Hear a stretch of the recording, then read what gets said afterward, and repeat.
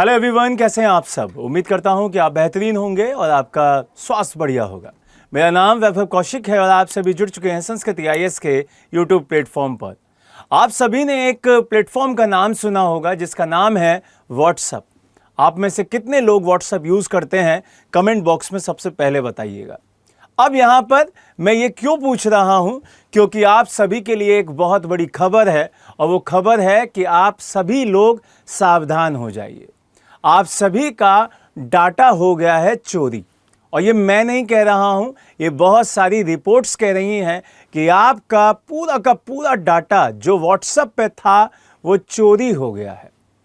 अब यहाँ पर मेटा वाले कुछ काम कर रहे हैं जिससे कि वो जो आपका डाटा रिलीज किया गया है वो आपका डाटा दोबारा से रिकवर करके दूसरी जगहों पर जहां पर ये जा चुका है वहां से डिलीट कर दिया जाए।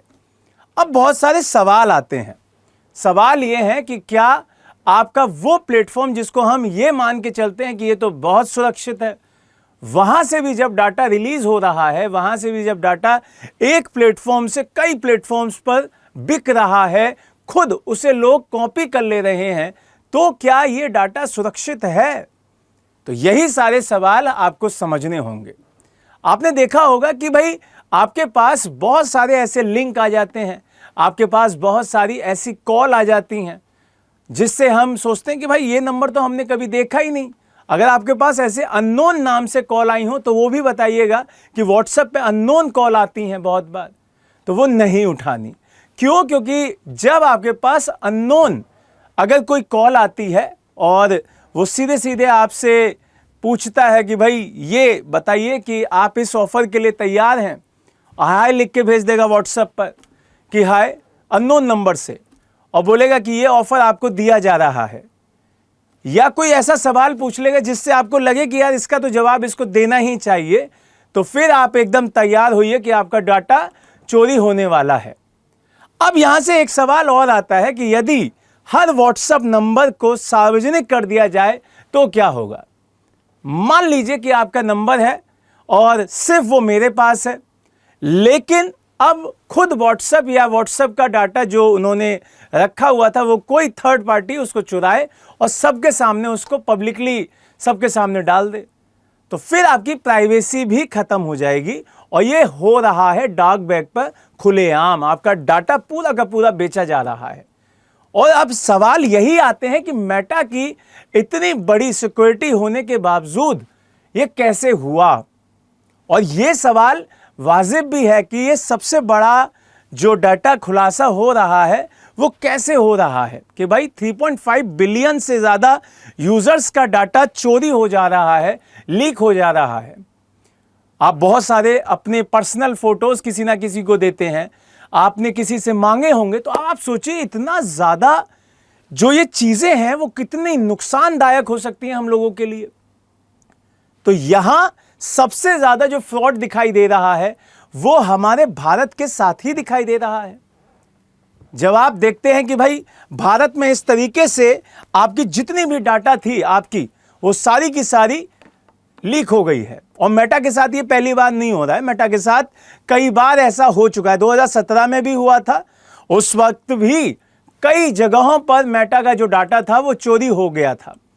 और सीधे सीधे आपने एक शब्द सुना होगा, स्क्रैम्पिंग। बहुत सारे लोग कहते हैं कि ये हैकिंग है। नहीं, हैकिंग और स्क्रैम्पिंग में बहुत बड़ा अंतर है। हैकिंग क्या होता है कि आपका डाटा हैक किया गया, और स्क्रैम्पिंग का मतलब होता है एक जगह से कई जगह आपका डाटा फैला दिया गया। तो यहां से सीधे सीधे ये जो चीजें हैं वो हैकिंग के पूरे प्लेटफॉर्म पे हैकिंग नहीं हुई है, वो हैकिंग से बिल्कुल भिन्न है, वो स्क्रैम्पिंग हुई है।